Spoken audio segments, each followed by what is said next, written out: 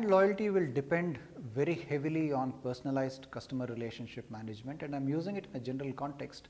There was the time when scale was in fashion, like the Model T Ford.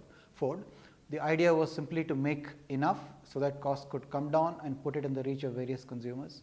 There is a famous quote, you can have any color so long as it's black. That is no longer true. The markets are diverse and much larger, so each individual consumer segment can potentially have its own scale and capacity. So you got to make sure that you're tailoring yourself to each and one of those segments and building the loyalty. I believe the key here is how do you identify the exact segments that you want to go after, because you can no longer satisfy everybody. So that strategic choice has to be made, and then you make sure that you meet their needs. It will be extremely successful. I think I can only think of India having leapfrogged from not having landlines direct to mobile telephony. So the IoT is coming, people are getting internet savvy, and the companies are very quickly building infrastructure like we are to get into that space.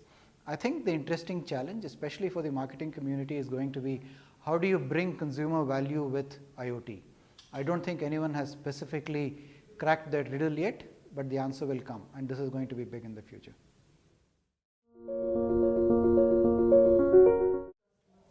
Generally speaking, the newer generation is looking for speed and convenience.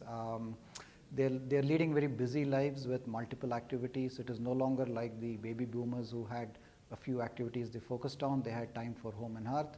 So the millennials are generally looking for speed and convenience, and a lot of our appliances are having automated features built in, like the 6th Sense technology, which enables the consumer to use it in a way that's very easy. You just click a button, the machine senses what needs to be done and does it itself. Very good, it was enjoyable. I must say that I was very impressed by the attentiveness of the student community and specifically the insightfulness of their questions.